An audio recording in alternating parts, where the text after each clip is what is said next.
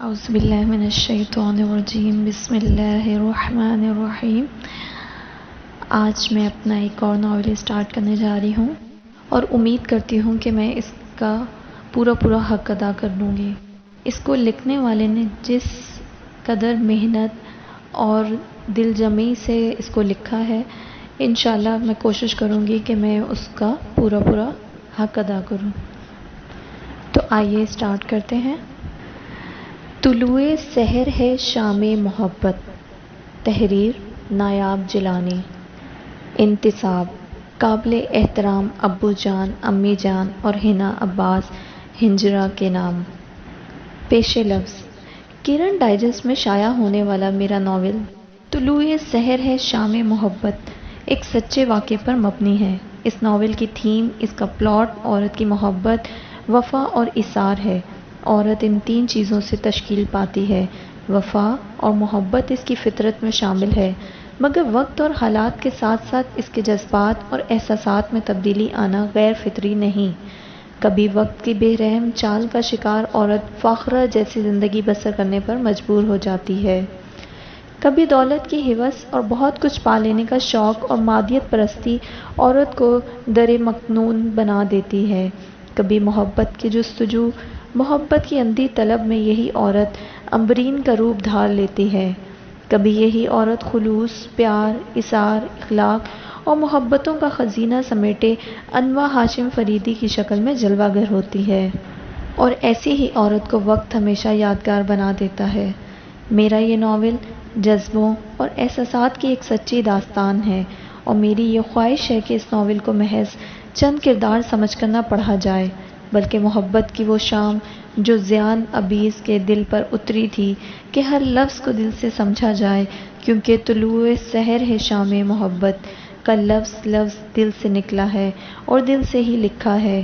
قارئین کرام، آپ کی رائے کی منتظر رہوں گی، اور آخر میں القریش پبلیکیشن کی مشکور ہوں کہ میری اس کوشش کو آپ تک پہنچانے میں انہی کا تعاون شامل ہے۔ دعاؤں کی طالب، نایاب جیلانی۔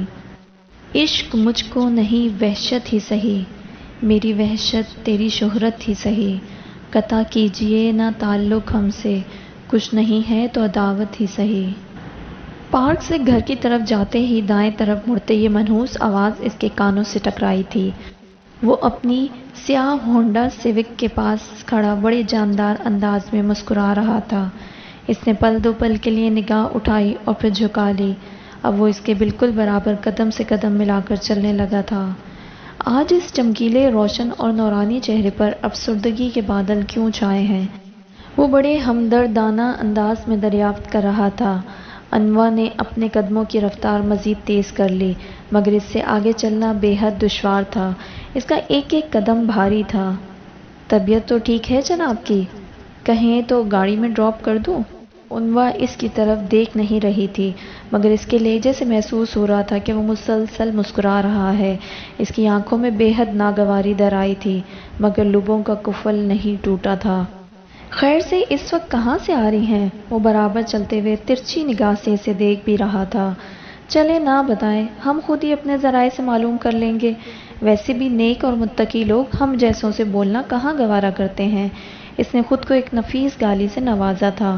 اس کے ہونٹ اب بھی مسکرا رہے تھے۔ ہم تو بہت خلوص کے ساتھ دوست اور آئندہ زندگی کے ساتھی کی حفاظت و نگہبانی کر رہے ہیں۔ آپ جب گھر سے باہر نکلتی ہیں تو یقین مانیے دل ہزار خدشوں کا شکار رہتا ہے۔ آپ کی تمام تر زیبائش، آراستگی، زینت اسی سادگی میں ہے جو ہم بیچاروں کو گھائل کر کے دیوانگی کی سرحدوں پر لا چکی ہے۔ یہ جو حسین سونے جیسا سنہرا جھیل سی گہری آنکھوں کا رنگ ہے، اور ان جگر جگر کرتی نگاہوں سے پھوٹتی ڈائمنڈ کی چنگاریاں، ہم ان چمکدار پرنور روشن روشن آنکھوں کے سمندر میں گوڈے گوڈے ڈوب چکے ہیں۔ بکواس بند کرو۔ انوا کے ضبط کا پیمانہ لبریز ہو گیا تھا۔ ان آنکھوں کے حزن میں غصے کی شدت سے مزید اضافہ ہو گیا تھا۔ تھینکس گاڈ، ان شنگرفی لبوں کا قفل تو ٹوٹا ہے۔ اس نے بے ساختہ آسمان کی طرف نگاہیں اٹھائیں۔ وہ اپنے مقصد میں کامیاب تو ہو چکا تھا۔ تم خود کو سمجھتے کیا ہو؟ وہ بھینچی آواز میں چلائی۔ بہت ہی عقل مند، دانا، سمجھدار، دانش مند، مصمم ارادہ رکھنے والا، اس نے مسکرا کر عنوہ کے چہرے کی طرف دیکھا جس کی رنگت متغیر ہو رہی تھی۔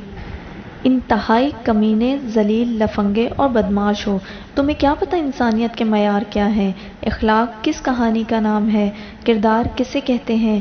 سرکش اور باغی انسان، تم جیسے نفس کے مطیع لوگوں سے بات کرنا بھی میں اپنی توہین سمجھتی ہوں۔ وہ پختہ اور مضبوط لہجے میں بولی تھی، مگر مقابل بھی تو ڈھیٹ ابن ڈھیٹ تھا۔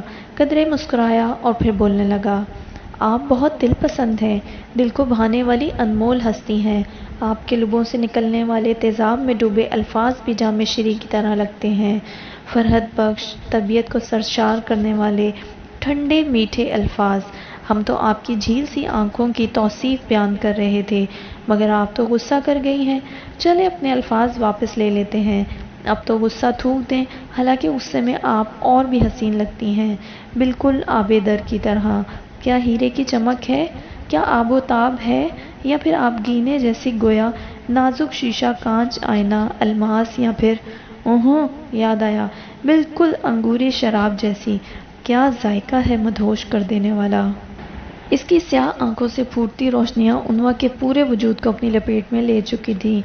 انسان کے روپ میں پورے شیطان ہو، فرعون کا انجام تو کہیں پڑھا ہوگا؟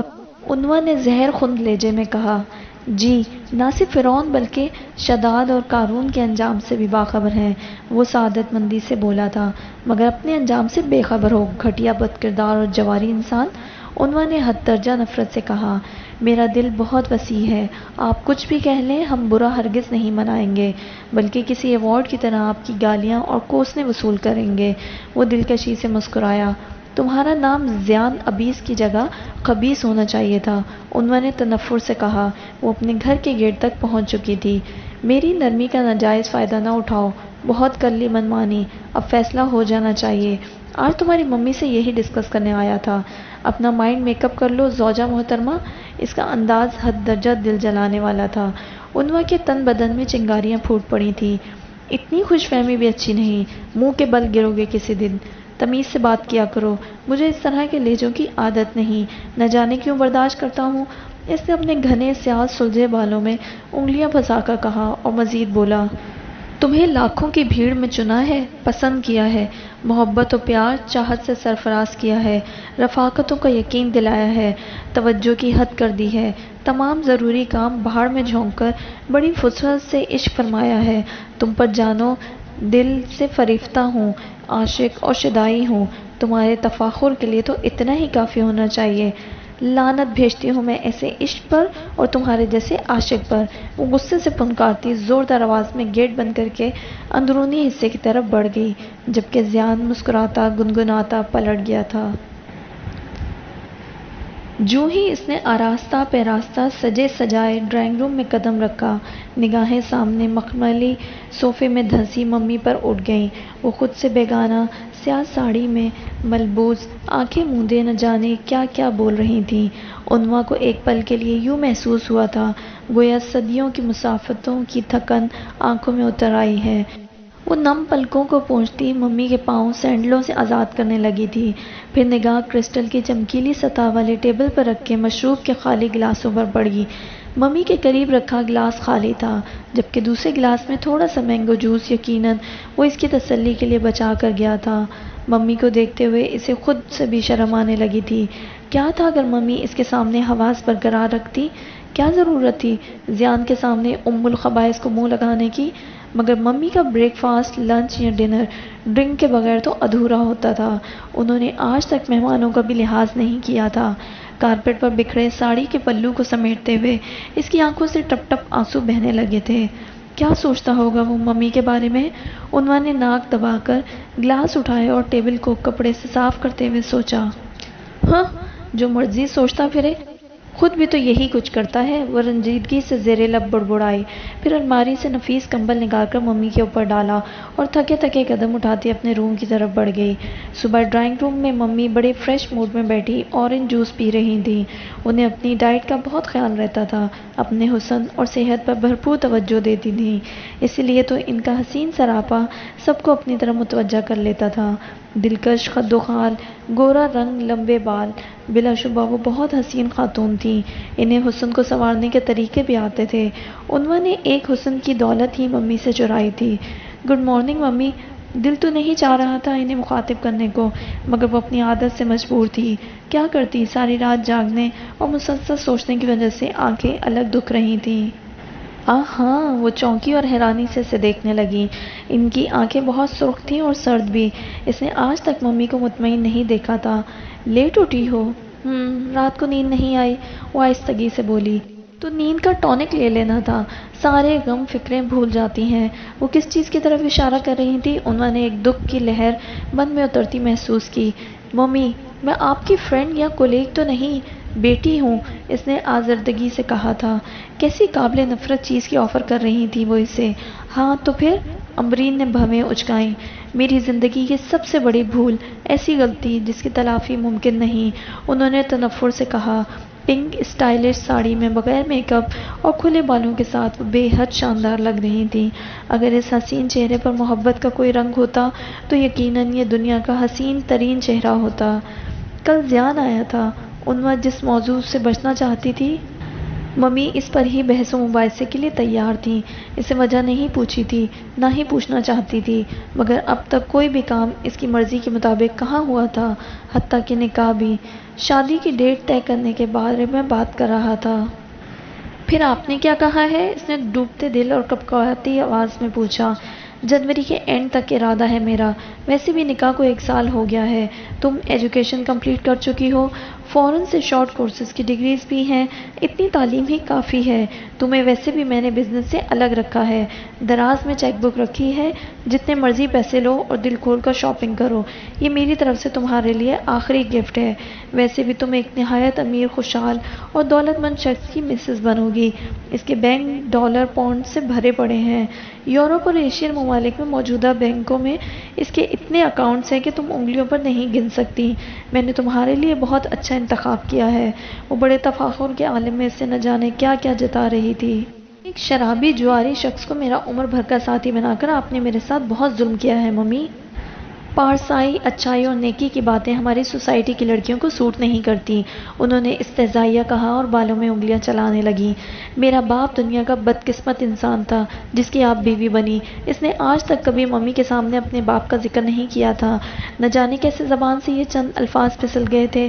امبرین نے خونخوار نظروں سے اسے گھورا اور غصے سے پھنکاری۔ اپنے باپ کی حقیقت سے واقف نہیں ہو، بہت عیاش اور فلرٹی انسان تھا۔ میری شادی کے بعد اس نے 3 شادیاں کی تھی، اگر زندہ رہتا تو اور نہ جانے کتنوں کے نصیب پھوٹتے۔ بہرحال یہ بحث طویل ہے، تم اپنی تیاری پکڑو، میں انہی دنوں میں تم سے چھٹکارا پانا چاہتی ہوں، وہ نہایت سرد انداز میں بولی تھی۔ انوا کی آنکھیں یکدم ہی نمکین پانیوں سے لبریز ہو گئیں۔ کیا ساری دنیا کی مائیں ایسی ہوتی ہیں؟ اس نے تلخی سے سوچا۔ ممی، امبرین کو اٹھتا دیکھ کر وہ سرعت سے بولی تھی۔ کیا بات ہے؟ انہوں نے سوالیہ نگاہیں اس کے چہرے پر جما دیں۔ میں ابھی شادی نہیں کرنا چاہتی۔ وجہ؟ امبرین نے ناگواری سے پوچھا۔ مجھے زیان اچھا نہیں لگتا، اس نے نگاہیں جھکا کر اپنے دل کی بات کہہ ڈالی تھی۔ کیوں اچھا نہیں لگتا؟ اس لیے کہ اس میں کوئی خوبی نہیں ہے ممی، وہ بہت آوارہ مزاج ہے، سب کے سامنے بیٹھ کر شراب پیتا ہے، جوا کھیلتا ہے، آوارہ عورتوں سے ریلیشن ہے اس کے، مجھے یہ باتیں اچھی نہیں لگتی۔ انہوں نے چپکے سے نگاہ اٹھا کر امبرین کے پرسوز چہرے کی طرف دیکھا۔ اوکے، تو پھر ایسا کرو، کسی کلرک سے شادی کر لو، یا پھر جب مدار ٹھیک رہے گا، نہ تو وہ اعلیٰ برانڈ کی شراب پیے گا، نہ جوا کھیلے گا، نہ عورتوں سے دوستی رکھے گا۔ پیٹ کے چکر میں الجھا انسان کہاں ایسی عیاشیاں افورڈ کر سکتا ہے؟ تم آرام سے اس کے دڑبے نما مکان میں رہنا، بچے پیدا کرنا اور مہنگائی کے رونے رونا۔ جب کھانے کو ملا نہ پہننے کو ملا تو پھر دیکھوں گی کیا کرتی ہو تم۔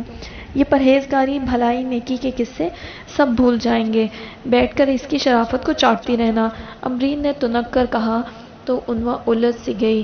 ممی، مجھے نہیں پتا نیکی اور بھلائی کیا ہے، پرہیزگاری اور پارسائی کسے کہتے ہیں۔ مجھے بس اتنی سمجھ بوجھ ہے کہ جو باتیں، جو حرکتیں زیان کرتا ہے وہ سب اخلاقی حدود کے دائرے میں شمار نہیں ہوتی۔ تم نے کہیں کسی تبلیغی کلاس کو تو جوائن نہیں کر لیا؟ امبرین نے مشکوک انداز میں سے گھورا۔ یہ کون سی کلاس ہے اور کس قسم کی ہے؟ وہ حیرانی سے پوچھ رہی تھی۔ امرین نے جواب دینا ضروری نہیں سمجھا تھا۔ ایک تلخ مسکان اس کی طرف اچھال کر وہ باہر نکل گئی تھی۔ عنوا ابھی تک گم گو کی سی کیفیت میں کھڑی تھی۔ معان زینو بابا کی آواز سن کر پلٹی۔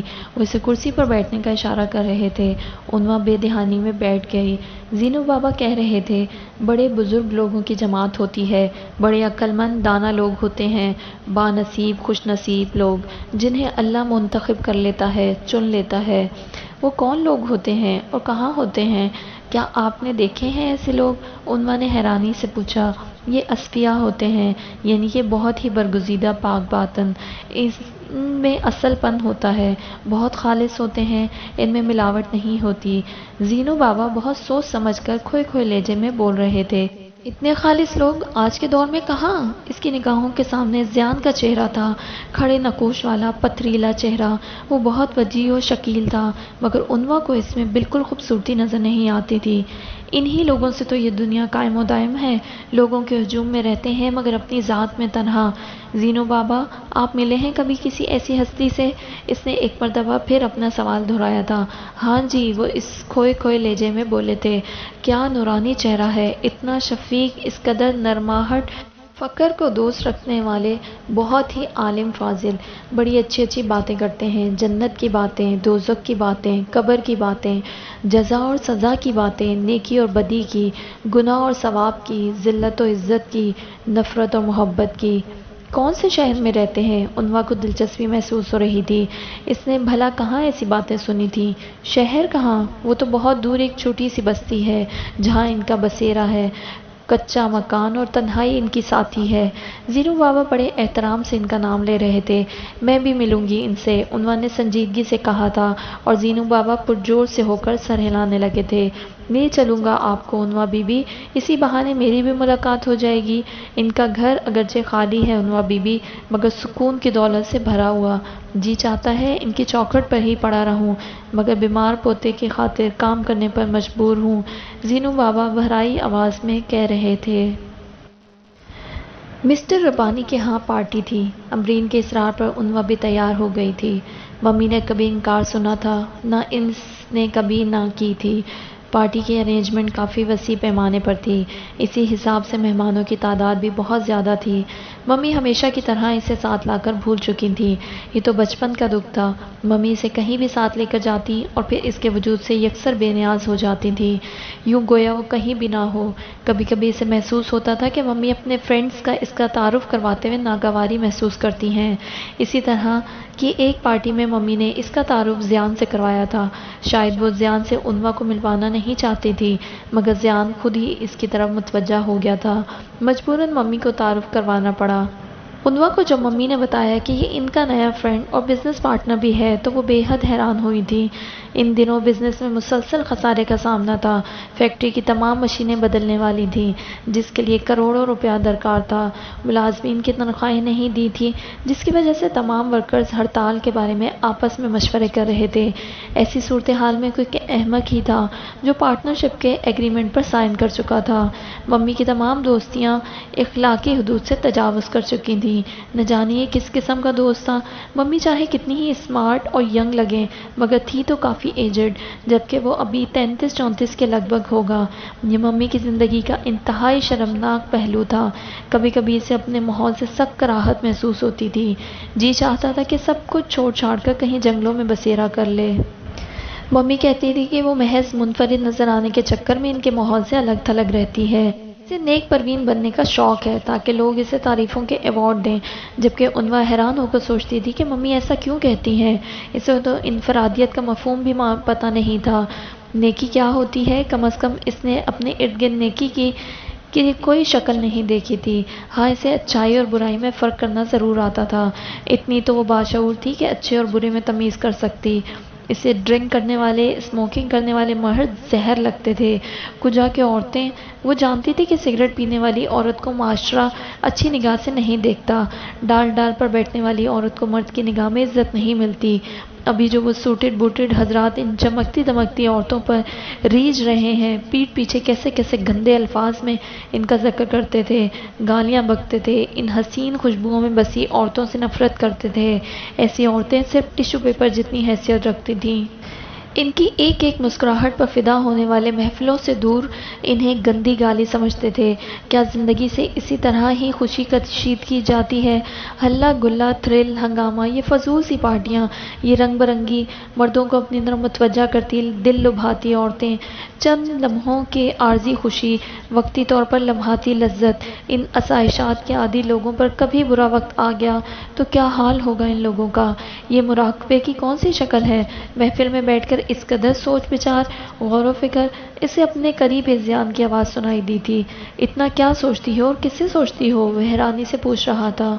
कम अज़ कम तुम्हें नहीं सोचती, उन्वा ने तनक कर कहा तो ज़ियान की आंखें चमकने लगी। हम इतने खुश नसीब कहाँ कि आपकी सोचों पर काबिज़ हो जाएं। वो मसनूई रंजीदगी से कह रहा था। मेरा भेजा खाने की ज़रूरत नहीं है, 1001 लड़कियाँ मौजूद हैं, किसी से भी शौक़ के साथ कलाम कर सकते हैं, मैं कतन माइंड नहीं करूँगी। उन्वा नागवारी से बोली। मेरा टेस्ट इतना भी बुरा नहीं है कि लोगों के भेजे खाता फिरूँ, और किसी से गुफ्तगू करने के लिए मुझे आपकी इजाज़त दरकार नहीं है। मैं अपनी मर्ज़ी का मालिक हूँ, कभी किसी को खुद पर हावी नहीं होने दिया, मैं अपने फैसले खुद करता हूँ। ज़ियान ने लापरवाही से कहा। आपका ये गुरूर तोड़ न दिया तो नाम बदल देना। बड़ी देखी है चंगेज़ खान की मोनस ख़वातीन, ये अकड़, ये नखरा और ख़ुद पसंदी। भला गुरूर है किस बात पर? गुरूर करने के लिए किसी चीज़, किसी खूबी का होना बहुत ज़रूरी है।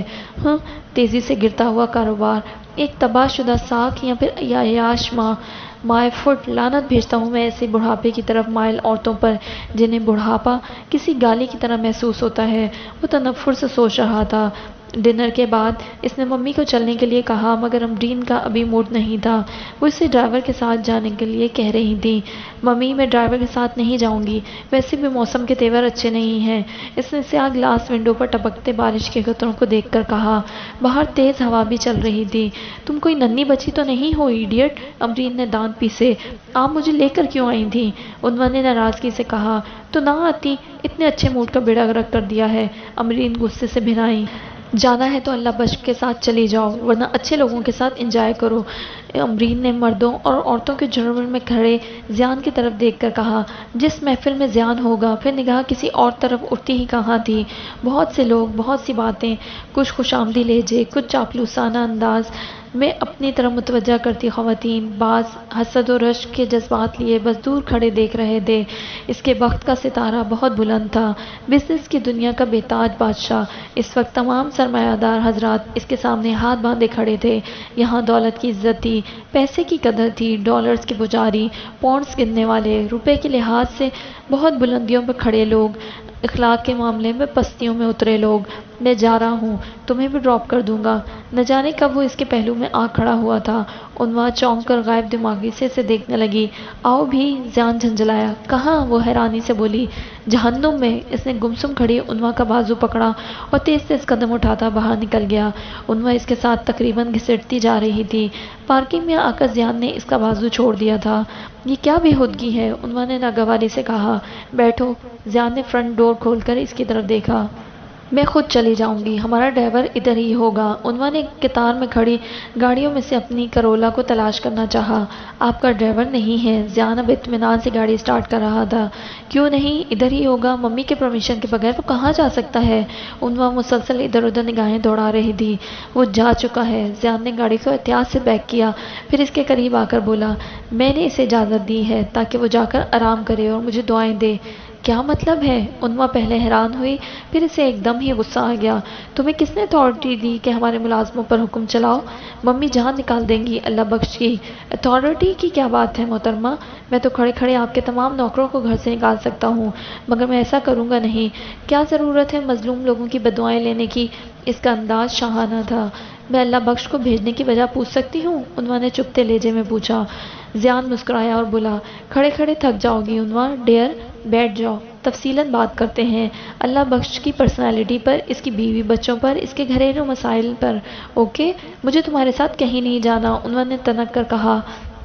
عنوا ڈیئر آرام سے بیٹھ جائیں، ضد نہ کریں، ابھی پلاسٹر آف پیرس کی چھت کے نیچے کھڑی ہیں، باہر دیکھیں کیسی طوفانی بارش برس رہی ہے، تیز ہوا ہڈیوں میں گھس رہی ہے، یہ نخرے بس یہیں تک ہیں، ذرا باہر تشریف لے کر تو آئیں، اگر نہیں جانا چاہتی تو واپس چلی جائیں، آپ کی ممی تو آج گھر پر نہیں جائیں گی، ان کے ارادے تو یہیں رات بتانے کے ہیں، سیٹھ جہانگیر انہیں جانے بھی نہیں دیں گے، تو پھر جلدی سے فیصلہ کر لیں، مجھے دیر ہو رہی ہے۔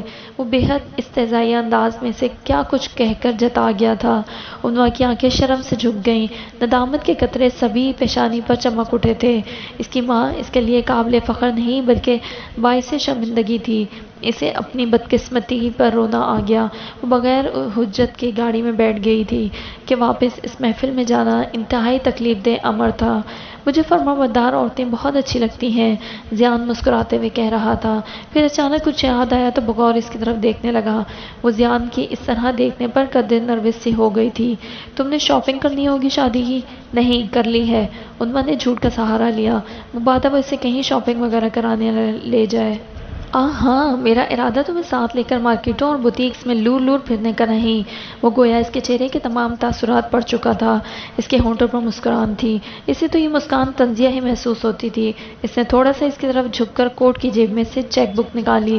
یہ لو، اپنی مرضی اور پسند کی شاپنگ کر لینا، میرا اس معاملے میں تجربہ صفر ہے، اور ویسے بھی مجھے عورتوں کو بازاروں میں لے کر گھومنا پسند نہیں، مجھے اس کی ضرورت نہیں ہے۔ عنوا نے چیک پکڑنے کے لیے ہاتھ نہیں بڑھایا تھا۔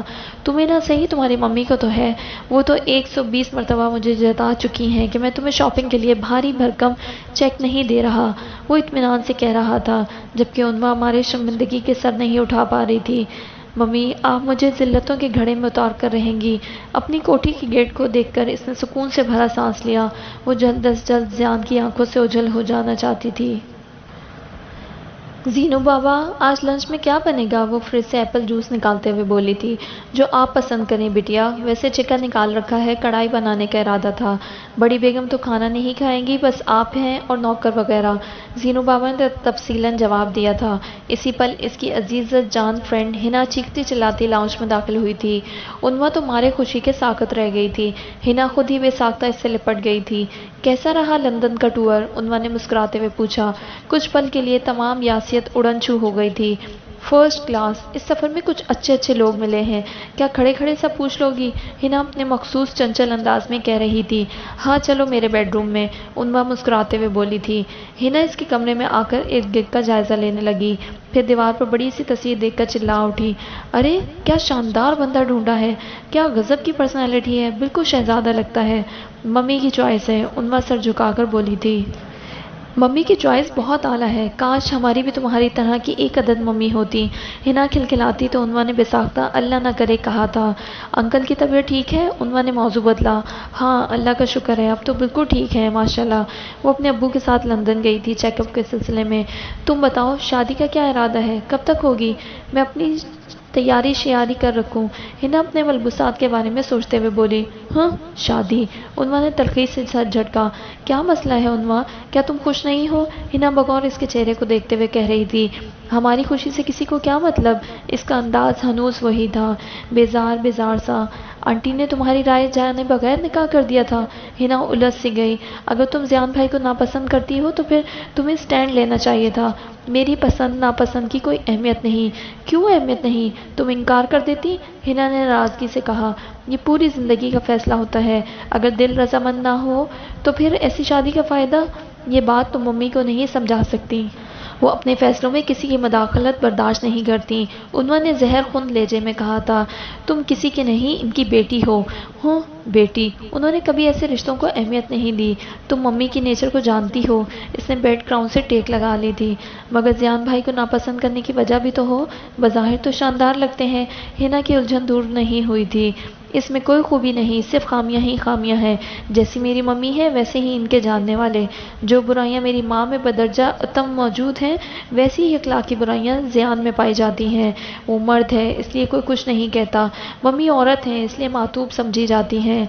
پتہ ہے نا، ایک بات تو زندگی کے تلخ ترین تجربے سے معلوم ہو گئی کہ عورت اپنا عورت پن کھو کر دو کوڑی کی رہ جاتی ہے۔ اسے زیان کا تحقیرانہ لہجہ یاد آیا۔ تو نہ جانے کیوں آنکھیں نم سی ہو گئی تھیں۔ وہ ممی کے بارے میں کس قدر تنفر سے گفتگو کر رہا تھا، اسے زیان کے الفاظ سوچ کر ہی شرم آنے لگی تھی۔ تمہاری نیچر بہت مختلف ہے عنوا، کبھی کبھی تم مجھے اس ماحول کا حصہ نہیں لگتی، اس منظر میں قطعاً انفٹ۔ ہنا گویا تمام بات سمجھ چکی تھی، اس کی دوستی یونیورسٹی کے دنوں میں ہوئی تھی۔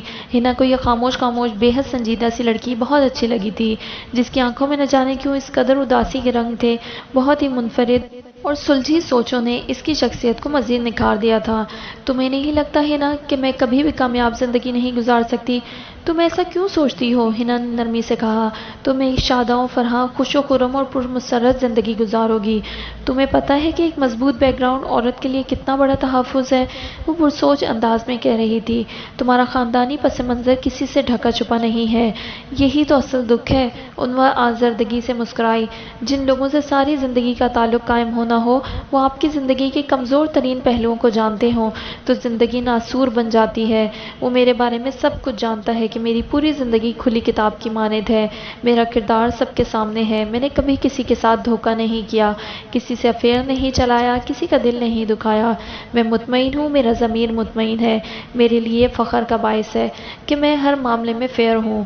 مگر وہ میری ماں کے بارے میں بھی سب کچھ جانتا ہے، بعض ایسی شرمناک حقیقتیں جو میں خود سے بھی شیئر نہیں کرنا چاہتی، اس کے سامنے روز روشن کی طرح عیاں ہیں۔ وہ میری ماں کے حوالے سے کبھی زندگی میں بات کرے گا، مجھے جتائے گا تو میں کبھی بھی اس کے سامنے سر نہیں اٹھا پاؤں گی۔ اس نے تمہارے بارے میں سب کچھ جان کر ہی رشتہ استوار کیا ہے نا، تو پھر اگر وہ کبھی تمہیں جتائے گا، تانے دے گا، تو تم بھی حساب برابر کر دینا۔ تم کون سا اسے دھوکہ دے رہی ہو؟ ہنا نے اس کے ذہن سے گرہیں کھولنا چاہی تھی۔ وہ کافی دیر اسے سمجھاتی رہی، جبکہ عنوا بے دلی سے سن رہی تھی۔ وہ ممی کے بے حد اصرار پر شاپنگ کرنے آئی تھی، مگر دل اتنا گھبرایا کہ شاپنگ ادھوری چھوڑ کر ہنا کی طرف آ گئی۔ ہنا گھر میں ہی تھی، عنوا کو دیکھ کر کھل اٹھی۔ بڑے بڑے لوگ کیسے راستہ بھول آئے ہیں؟ اس کا انداز مصنوعی حیرت لیے ہوا تھا۔ فضول مت بولا کرو، میں تو انکل سے ملنے آئی ہوں۔ افسوس، انکل تو گھر میں نہیں، البتہ ان کی خوبصورت بیٹی موجود ہے اور آپ کو کمپنی دینے کے لیے تیار بھی۔ ہنا مسکرائی۔ مجبوری ہے، عنوا کا انداز چڑھانے والا تھا۔ اب میں واپس تو جانے سے رہی۔ عنوا مسکراتے ہوئے ہنا کے کمرے کی طرف بڑھ گئی۔ کچھ ہی دیر بعد ہنا ٹرے میں فل سائز مگ رکھے اور کرسٹل کے باؤل میں گاجر کا گرم گرم حلوہ لے کر اندر آئی۔ اسے نہ جانے کن سوچوں میں گم پا کر اس کا منہ بن گیا تھا۔ اتنی سوچ و بچار تو قائد اعظم نے ملک بنانے کے لیے بھی نہیں کی ہوگی۔ وہ تو عظیم لوگ ہیں، بے حد جینیس، انہیں سوچ بچار کی ضرورت ہی نہیں پیش آئی ہوگی۔ اس نے غائب دماغی سے جواب دیا۔ جینیس تو آپ کے وہ بھی بہت ہیں، سنا ہے بہت زیادہ مال اکٹھا کر رکھا ہے۔ ہنا نے بیڈ پر اس کے برابر بیٹھتے ہوئے کہا، میرے نزدیک مال و دولت کی کوئی حیثیت نہیں۔ میرے تجربے کے مطابق اصل بون آف کنٹینشن، فساد کی جڑ یہی مال و دولت ہے۔ انسان دولت اور اقتدار کے نشے میں اپنا اصل بھول جاتا ہے، بعض ایسی اخلاقی برائیوں میں ملوث ہو جاتا ہے جس کا مداوع کوئی اچھائی کر ہی نہیں سکتی۔ عنوا نے سنجیدگی سے کہا، تمہارے تجربات بہت تلخ ہیں اور تمہاری باتیں بہت خوبصورت۔ پتہ ہے عنوا، ہم لندن سے واپسی پر سعودیہ چلے گئے تھے۔ ابو کی خواہش تھی کہ عمرہ کر لیا جائے۔ جدہ میں میری ملاقات ایک خاتون سے ہوئی، 30-31 سال عمر ہوگی ان کی۔ اتنی شاندار گریسفل خاتون تھی، وہ مکمل پردہ کر رکھا تھا۔ ان کی باتیں روح میں اترنے والی تھیں، جی چاہ رہا تھا کہ وہ بولتی رہیں اور میں سنتی رہوں۔ وہ بھی اپنے والد کے ساتھ عمرہ کرنے آئی تھیں۔ انہوں نے مجھے اپنا ایڈریس بھی دیا تھا۔ مجھے یوں لگتا ہے تمہاری کچھ بے چینیوں کا ان کے پاس ضرور حل ہوگا۔ ہم ان سے ملنے جائیں گے، دیکھنا تم اپنے اندر ایک نئی توانائی پاؤ گی۔ ہنا نے اس کے ہاتھ تھپ تھپائے۔ میرے اندر بہت خالی پن ہے ہنا، میرے محسوسات گویا برف کی طرح منجمد ہیں۔ مجھے یوں محسوس ہوتا ہے کہ میں ایک جمع ہوا دریا کا گھاٹ ہوں جس کی بدبودار پانی پر سالوں کی کائی جمی ہوئی ہے۔ انفیکٹ مجھے کسی شعلے کی ضرورت ہے، کوئی ایسی چنگاری جو آہستہ آہستہ میرے اندر کی آئسی واٹر، منجمد پانی کو پگھلا دے۔ وہ بہت کرب سے کہہ رہی تھی، اس کی آنکھوں کے سنہری پن میں سرخیاں سے اترنے لگیں۔ شاپنگ کہاں تک ہو گئی ہے؟ ہنا نے جان بوجھ کر موضوع بدل دیا تھا۔ کون سی شاپنگ؟ عنوا نے چونک کر ہنا کی طرف دیکھا۔ آپ کی شادی کی شاپنگ؟ ممی جانے یہ ان کا ہیڈیک ہے، میرا سر درد، وہ بیزاری سے بولی تھی۔ زیان بھائی نے تمہیں شاپنگ کروا دی ہے؟ کیا یہ ضروری ہوتا ہے؟ عنوا نے حیرانی سے سوچا اور بولی، وہ مجھے چیک دے رہے تھے، میں نے خود ہی نہیں لیا۔ کیا مطلب؟ ہنا چلائی، تم نے چیک واپس کر دیا؟ ہاں، اس نے فخریہ کہا۔ مگر کیوں؟ اب کہ ہنا کی آنکھوں میں حیرت تھی۔ مجھے اچھا نہیں لگا، میں نے چیک لینے سے انکار کر دیا۔ وہ مجھے بھی ممی کی طرح سمجھ رہا ہوگا، لالچی اور خود غرض، روپے پر جان دینے والی۔ ممی کی ایسی چیپ حرکتیں مجھے اپنی ہی نظروں میں گرا دیتی ہیں، اس نے رنجیدگی سے کہا اور مزید بولی۔ چیک دیتے ہوئے اس نے مجھے جتا دیا تھا کہ ممی اسے شاپنگ کے لیے مسلسل کہہ رہی ہیں، اب تو تمہارے زیان صاحب سے ملنا ہی پڑے گا، ہنا نے فیصلہ کن انداز میں کہا۔ تو انواع کو نہ چاہتے ہوئے بھی ہنسی آ گئی۔ ملتے ہوئے خیال کرنا کہ محترم تمہیں دیکھ کر ریجھ نہ جائیں۔ ارے یہ خوبی بھی پائی جاتی ہے، ہنا چلائی۔ ہر قسم کی خوبیاں بدرجہ اتم موجود ہیں، بقول شہزادہ عالم کے ہر اچھی شے کی تعریف کرنا اسے سراہنا ضروری سمجھتے ہیں۔ انوا کی نگاہوں کے سامنے زیان کا چہرہ گھوم رہا تھا، اسٹائلش، ماڈرن اور لبرل خواتین کے جھمگٹے میں تفاخر سے کھڑا۔ انہی بے عقل عاقبت نااندیش عورتوں نے ہی تو اس کا دماغ خراب کر رکھا تھا۔ کب تک آئیں گے جناب تمہارے گھر؟ ہفتے میں 1-2 چکر تو لگا ہی لیتے ہیں، ممی سے کچھ ڈسکشن کرنا ہوتی ہے۔ یار مجھے تو یہ سب بھی ڈھکوسلا معلوم ہوتا ہے، بھلا کوئی دیوالیہ ہوتی کمپنی کو سہارا دینے بڑھا ہے؟ بغیر کسی خاص مقصد کے اس نے کروڑوں روپے لگا دیے، فیکٹری کی تمام تر مشینری فورن سے منگوائی ہے، ملازمین کی تنخواہیں اپنے اکاؤنٹ سے دی ہیں۔ ایسے ہی تو ممی اس کا دم نہیں بھرتی، بغیر فائدے کے تو انہوں نے کسی کو مخاطب نہیں کیا۔ مجھے تو اس کی کوئی چال معلوم ہوتی ہے، انوا پرسوچ انداز میں بولی تھی۔ ارے کوئی چال شال نہیں، لگتا ہے محترم تمہاری ان سنہری زلفوں میں دل الجھا بیٹھے ہیں، یہ تمام تر مہربانیاں اسی سلسلے کی کڑی ہیں۔ ہنا بہت دور کی کوڑی لائی تھی، پتہ نہیں اس نے انجانے پن کی انتہا کر دی۔ زیان کی شوخ نگاہیں، دلکش بھاری آواز اور بولنے کا اسٹائل، وہ ایک دم ہی ڈسٹرب سی ہو گئی تھی۔ ہم تو آپ کے عاشق ہیں، شدائی ہیں، فریفتہ ہیں، وہ اس کے کان کے قریب ہی تو بولا تھا۔ انوا نے گھبرا کر ادھر ادھر دیکھا۔ زیان بھائی یہاں موجود نہیں ہے، آپ آرام سے انہیں سوچ سکتی ہیں۔ ہنا گویا اس کے تاثرات سے محظوظ ہو رہی تھی۔ ایسی تو کوئی بات نہیں، انوا نے جھیم کر کہا۔ بنو مت، سب جانتے ہیں ہم۔ وہ مسکرائی۔ دل میں تو لڈو پھوٹ رہے ہیں، بس اوپری دل سے ناراضگی دکھاتی ہو۔ بہرحال وہ مشہور زمانہ جملہ سن رکھا ہوگا، حسن ہو تو نزاکت آ ہی جاتی ہے۔ بکو مت، ایسی کوئی بات نہیں، انوا نے خفگی سے کہا۔ کیسی بات؟ ہنا نے آنکھیں نچائیں اور مزے سے بولی۔ اچھا، محبت کی، مگر مجھے تو معاملہ گڑبڑ ہی لگتا ہے، اگر تنگ کرو گی تو میں چلی جاؤں گی، انوا نے دھمکایا۔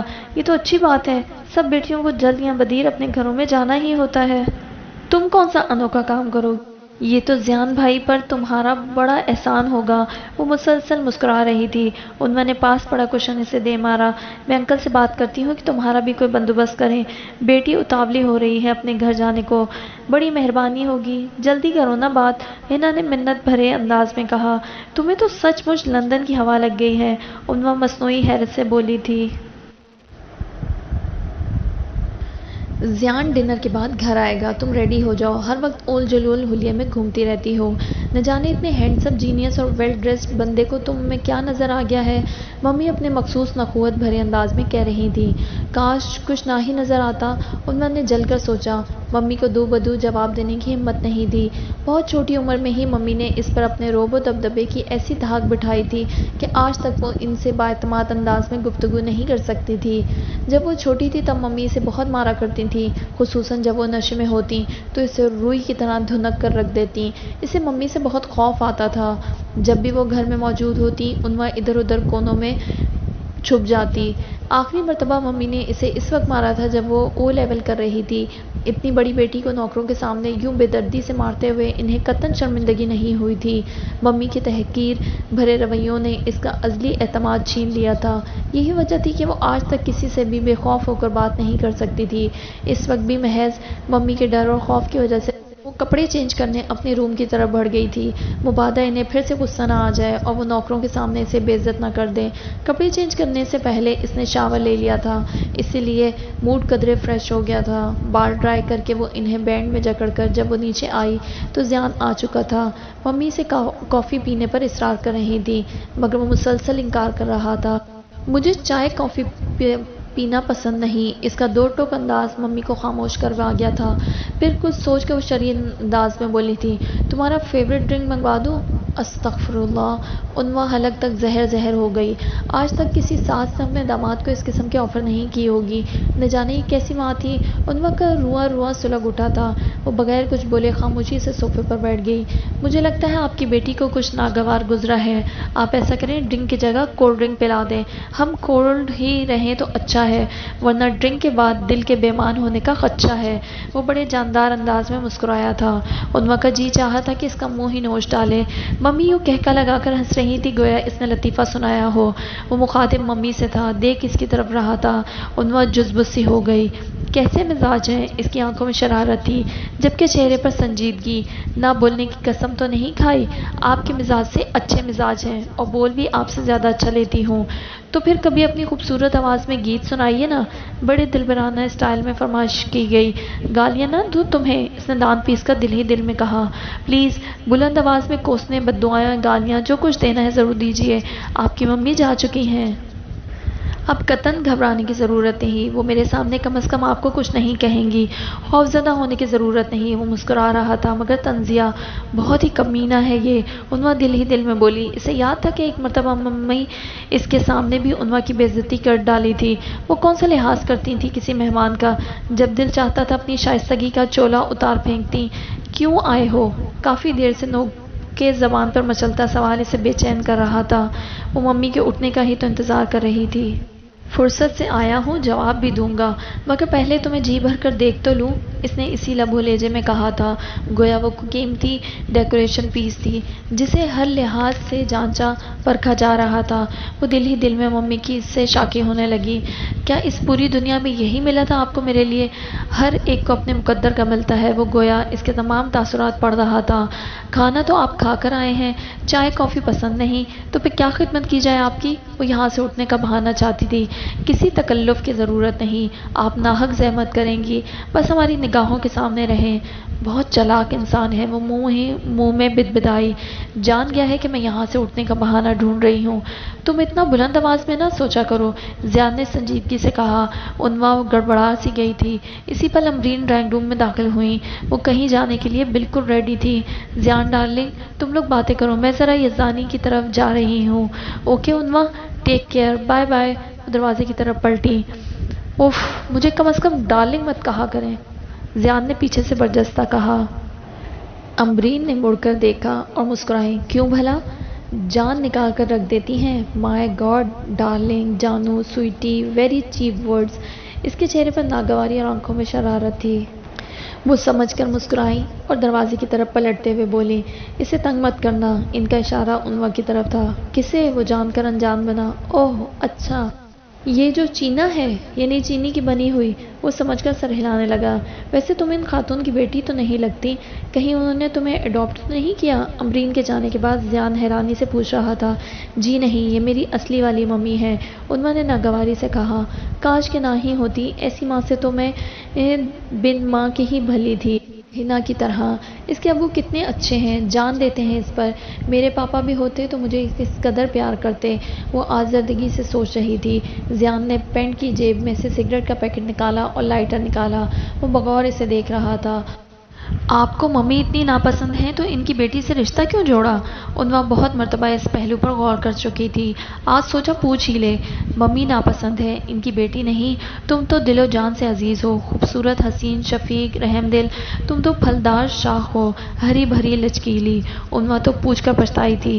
ایسے تو تم پر دل نہیں ہار بیٹھے؟ اس نے سگریٹ کو شعلہ دکھایا اور بڑی فرصت سے اس کے رنگ بدلتے چہرے کو دیکھنے لگا۔ پچھلے 2 سالوں سے قسمت مہربان رہی ہے، اچھے اور سچے، قیمتی اور نادر و نایاب ڈائمنڈ ملے ہیں۔ وہ سنجیدگی سے کہہ رہا تھا۔ ایک وقت تھا جب دنیا سے نفرت ہو گئی تھی، عورت سے نفرت ہو گئی تھی۔ یہ نفرت پسندیدگی میں کیسے بدلی؟ زیان ایک دم چونکا، ٹھٹکا اور پھر سر جھٹک کر صوفے پر نیم دراز ہو گیا۔ یہ بھی ایک الگ قصہ ہے۔ جان جاؤ گی؟ اتنی جلدی بھی کیا ہے؟ آپ جائیں گے کب؟ عنوا نے اسے ریلیکس انداز میں سوچوں میں گم دیکھ کر بولی۔ کہاں؟ گھر؟ اور کہاں؟ عنوا نے جتا کر کہا، یہ بھی تو گھر ہی ہے۔ وہ لاپرواہی سے بولا، میں آپ کے ہوم سویٹ ہوم کی بات کر رہی ہوں جانم، یہ بھی سویٹ ہوم ہے۔ وہ سرخ آنکھوں کو انگلیوں کے پوروں سے دباتا کہہ رہا تھا، مگر یہ ہمارا گھر ہے۔ عنوا جھنجھلا سی گئی تھی، وہ اسے جلد از جلد فارغ کرنا چاہتی تھی، مگر محترم جان بوجھ کر انجان بن رہے تھے۔ اب نہیں ہے۔ اس نے دونوں ہاتھ سر کے نیچے رکھے اور فرصت سے اس کے تاثرات کا جائزہ لینے لگا۔ کیا مطلب؟ کسی انجانے خدشے کے تحت اس کا دل دھڑک اٹھا تھا۔ مطلبی لوگوں سے پوچھا کریں، یعنی اپنی ممی سے۔ ہم تو بڑے دیالو لوگ ہیں، شاہ خرش ہیں بادشاہ۔ وہ طنزی انداز میں مسکرایا تھا۔ میری سنہری چڑیا، کیوں اپنے ننھے منھے چھوٹے سے دماغ پر اتنا زور ڈال رہی ہو؟ بتا دیتا ہوں، سب کچھ بتا دیتا ہوں۔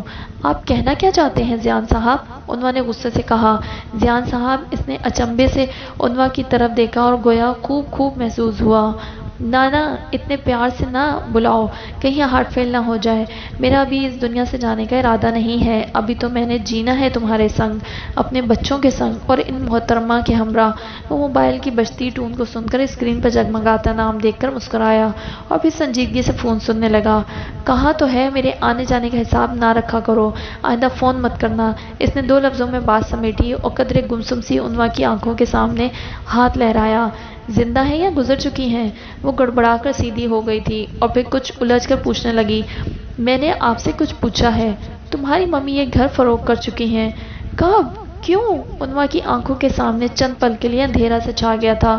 وہ لرزتی آواز میں بولی، 1 سال سے کچھ زیادہ کا عرصہ ہو گیا ہے۔ اور کیوں بیچا ہے؟ تو یہ وجہ تم اپنی ممی کے منہ سے سننا، شاید میں بتاؤں تو تمہیں تکلیف ہوگی۔ کہتے ہوئے چابیاں موبائل اٹھا کر کھڑا ہو گیا تھا۔ عنوا بھی غائب دماغی سے اٹھ کھڑی ہوئی۔ زیان نے اس کی متغیر رنگت دیکھی تو 2 قدم کا فاصلہ سمیٹ کر قریب آ گیا۔ تم پریشان کیوں ہو رہی ہو؟ تمہارے پاس آلریڈی 2 گھر موجود ہیں، اسے بھی اپنا ہی سمجھنا۔ حق مہر میں لکھ دیا تھا میں نے۔ میں کچھ سمجھی نہیں۔ یہی تو اصل خوشی کا مقام ہے کہ تم بہت انوسینٹ ہو، لگتا ہی نہیں کہ یورپ میں اسٹڈیز کمپلیٹ کی ہیں۔ شکر ہے اپنی ممی کی طرح چالاکی اور ہوشیاری سے بہت دور ہو، ورنہ میرے لیے پرابلم ہو جاتی۔ میں خود کو بہت ہی عقل مند، دانشمند، فہم و فراست والا سمجھتا ہوں۔ تم بہت منور اور تابناک ہو، اسی لیے تو تمہیں میری نگاہ نے پرکھ لیا تھا۔ وہ آہستگی سے اس کی گال کو تھپتھپا کر بولا۔ عنوا شوق کے عالم میں کھڑی تھی، ورنہ ضرور اس کی حرکت کا نوٹس لیتی۔ ممی نے یہ گھر کسے فروخت کیا ہے؟ تمہارے ہسبینڈ کو۔ وہ مسکرایا اور پھر اس کے بالوں کی لٹ کو زور سے کھینچا اور پھر چھوڑ کر پلٹتے ہوئے بولا، عنوا پہلے تو کچھ سمجھی نہیں، مگر جب بات سمجھ میں آئی تو وہ جا چکا تھا۔ ممی، آپ یہ گھر بیچ چکی ہیں؟ تمہیں کس نے بتایا؟ امرین نے ناگواری سے اسے دیکھا تھا۔ زیان نے۔ اس نے بھی جھوٹ بولنا مناسب نہیں سمجھا تھا۔ امرین کچھ پل کے لیے سوچتی رہی۔ ممی، زیان جھوٹ بول رہا تھا؟ وہ کتنے یقین بھرے لہجے میں پوچھ رہی تھی۔ نہیں، ان کا جواب کم از کم عنوا کی توقع کے خلاف تھا۔ چند پل کے لیے وہ بالکل خاموش رہ گئی تھی۔ ہم کہاں جائیں گے ممی؟ وہ لرزتی آواز میں بولی۔ تمہاری شادی اسی لیے تو کر رہی ہوں ڈفر، تم زیان کے ساتھ چلی جاؤ گی تو میری تمام پرابلم سالو ہو جائیں گی، امرین نے اسے سمجھاتے ہوئے کہا تھا۔ تو پھر آپ کہاں جائیں گی؟ وہ الجھی۔ یہ تمہارا مسئلہ نہیں ہے، امرین نے لاپرواہی سے کہا۔ تمہیں زیان کے ساتھ رخصت کر کے میں نے فرانس سیٹل ہونے کا فیصلہ کر لیا ہے۔ اور فیکٹری؟ وہ ہکلا کر خاموش ہو گئی تھی۔ ممی کا انداز اتنا ہی 2 ٹوک تھا۔ وہ بھی زیان خرید چکا ہے۔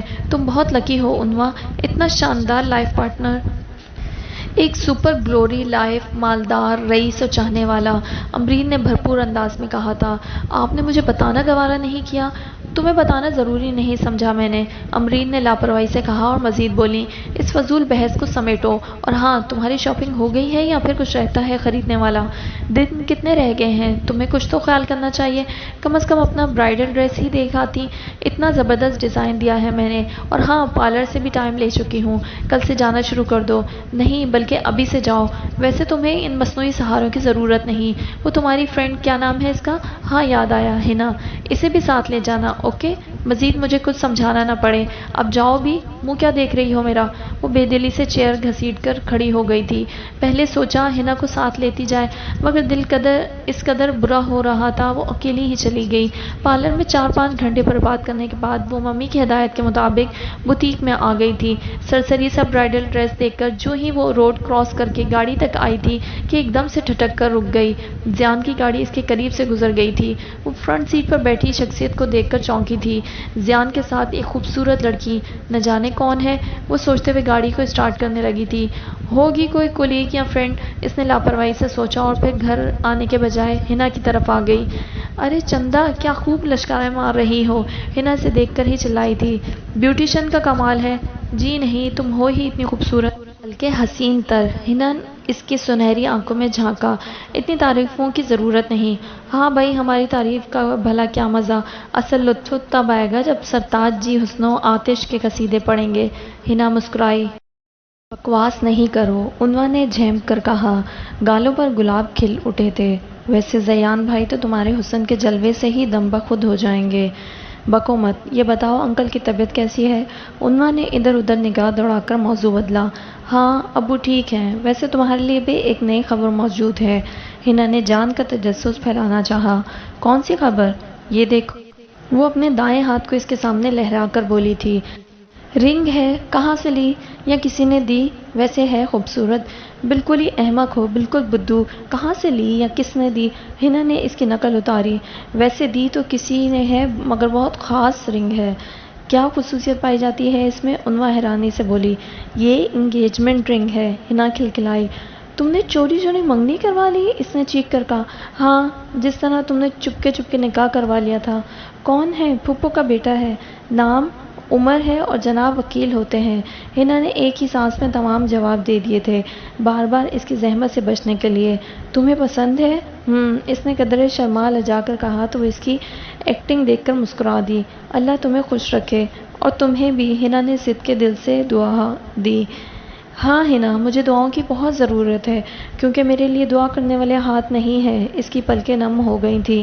ہنا نے اس کا گال چوما اور بولی، میں شادی سے 2 دن پہلے آ جاؤں گی۔ ٹھیک ہے، ڈرائیور تمہیں لینے کے لیے آ جائے گا، اب میں چلتی ہوں۔ ارے چائے تو پی لو، ہنا چلائی۔ عنوا نے مڑ کر نہیں دیکھا، البتہ قدرے بلند آواز میں بولی تھی، چائے نہیں، اب پرتکلف ڈنر کریں گے۔ وائی ناٹ، جیجا جی کے ہمراہ ضرور آنا، جواباً ہنا نے بھی چیخ کر کہا تھا۔ اس کی ماں روایتی عورت نہیں تھی، مگر شادی بالکل روایتی انداز میں کر رہی تھی۔ مایوں، مہندی کے بھرپور فنکشن، بارات کی ارینجمنٹ ہوٹل میں تھی۔ وہ اپنا فرض بہت اچھے طریقے سے نبھا رہی تھیں۔ اس کی شادی کے بعد ممی نے ہمیشہ کے لیے فرانس چلے جانا تھا۔ انہوں نے بہت دور تک کی پلاننگ کر رکھی تھی۔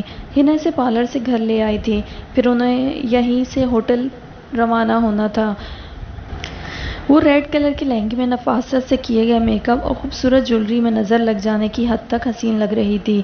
یار قیامت لگ رہی ہو، ہنا نے کوئی 20ویں مرتبہ جھک کر اس کے کان میں کہا تھا۔ ہنا، ایک گلاس پانی تو لا دو، عنوا نے کپکپاتی آواز میں کہا۔